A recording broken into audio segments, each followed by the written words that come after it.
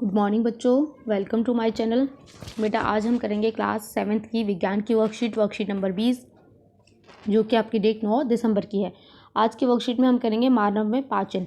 राजू विद्यालय के लिए तैयार हो रहा है, इसलिए वह अपना नाश्ता बहुत तेज़ी से और ठीक से चबाए बिना कर रहा था। उसकी माँ ने उसके लिए भोजन निकलने से पहले उसने कहा कि भोजन निकलने से पहले ठीक से चबाने को कहा। क्या आप बता सकते हैं उसने ऐसा क्यों कहा? जो भोजन है, भोजन का अंतर्ग्रहण मुख द्वारा होता है, यानी कि हम मुंह से भोजन लेते हैं। भोजन का शरीर के अंदर लेने की क्रिया को हम क्या कहते हैं? अंतर्ग्रहण कहते हैं। भोजन दांतों की मदद से छोटे छोटे टुकड़ों में पीस दिया जाता है। यह भोजन के पाचन एवं आसान अंतर्ग्रहण में मदद करता है। यानी कि जो हमारे दांत है वो भोजन को क्या करते हैं? छोटे छोटे टुकड़ों में तोड़ देते हैं, और जिससे ताकि वो भोजन जो है वो सही से पच सके। हमारे दांतों की आकृति भिन्न भिन्न होती है और उनके कार्य भी अलग अलग होते हैं। ये देखिए आपका दांत का डायग्राम दिया हुआ है। स्टार्टिंग के बिल्कुल सामने के जो दो दांत होते हैं वो हमारे कहलाते हैं कृतक कृतंग, और उसके बाद दो इधर के 4 दांत आपके कहलाते हैं रदनक। फिर दो इधर से ये आपके कहलाते हैं अग्रचर्वणक, और लास्ट के 3 इधर से यानी कि 6 दांत आपके कहलाते हैं चर्वणक। कृतंग क्या करता है? कृतंग एवं दशनन मतलब काटना पीटना, चीरना और फाड़ने का काम करता है। ये चबाने और पीसने का काम करते हैं, और ये भी आपके चबाने और पीसने का काम करते हैं। ठीक है, ये इनका काम है। हमारे मुख में लाला ग्रंथि होती है। लाला रस यानी कि लार, आपने सुना होगा लार आ रही है मुँह से, तो ये एक ग्रंथि होती है जो लार रस को निकालती है, लार रस बनाती है। लाला रस भोजन में उपस्थित मंड को शर्करा में बदल देता है।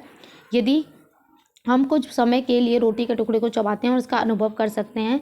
जब लार ठीक से मिश्रित हो जाती है तो रोटी का स्वाद मीठा हो जाता है। यानी कि आपने छोटा सा टुकड़ा लिया, उसको बहुत देर तक अगर आप चबाते रहे तो क्या होगा? जो लार होगी वो आपके उस टुकड़े में मिक्स हो जाएगी, और आपको वो जो टेस्ट है उसका वो मीठा लगने लगेगा। ठीक है, चलिए जीभ के बारे में पढ़ लेते हैं। जीभ क्या है? एक मांसल पेशीय अंग है जो पीछे की ओर मुख ग्रहिका के अधर तल से जुड़ी होती है ना। जीभ के बारे में सभी जानते हैं। अब इस पे क्या होता है? इस पर स्वाद कलिकाएं होती है जो भोजन के विभिन्न स्वादों का पता लगाती हैं। देखिए जो सबसे आगे वाला पार्ट है बेटा, उससे हमें मीठे का पता चलता है, साइड में खट्टे का पता चलता है, ये बिल्कुल आगे नमकीन चीज़ का पता चलता है। आप जरा सा भी नमकीन बिल्कुल कोने पर रखिए अपने जीभ में, आपको पता चल जाएगा कि ये नमकीन है। और कड़वा जो होता है वो हमें बिल्कुल लास्ट में जाके टेस्ट का पता चलता है। चलिए आगे देखते हैं। दांतों की देखभाल। खाने के बाद यदि हम अपने दांत और मुंह साफ नहीं करते तो मुख में अनेक प्रकार के जीवाणु वृद्धि करने लग जाते हैं, और ये जीवाणु दांतों में फंसे हुए भोजन को शर्करा का विघटन कर अम्ल बना देते हैं, है ना। और जो अम्ल होता है वो धीरे धीरे दांतों को क्या करता है? नुकसान करता है।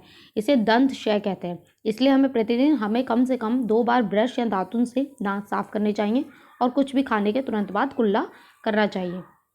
क्वेश्चन देख लेते हैं। भोजन करते समय हमें ठीक से क्यों चबाना चाहिए? भाई फर्स्ट का आंसर आप लिखेंगे, यह भोजन के पाचन एवं आसन अंतर्ग्रहण में मदद करता है। ठीक है, चबाना। सेकंड क्वेश्चन देखते हैं। सेकंड पूछा है हम अपने दांतों की देखभाल कैसे कर सकते हैं? ठीक है, तो आप इसके लिए लिखेंगे हमें कम से कम प्रतिदिन दिन में 2 बार ब्रश और दातुन से दांत साफ करने चाहिए। यह आपका सेकंड का आंसर हो जाएगा। ठीक है, चलिए थर्ड देखते हैं।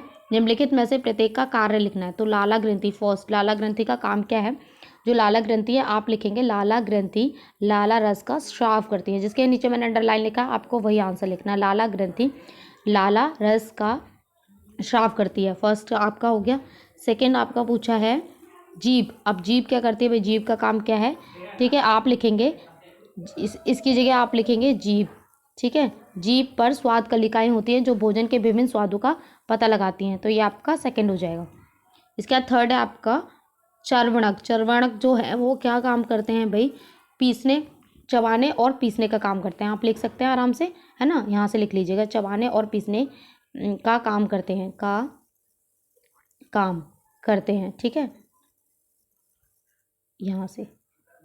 इसके बाद है आपका लार। अब लार का क्या काम है भाई?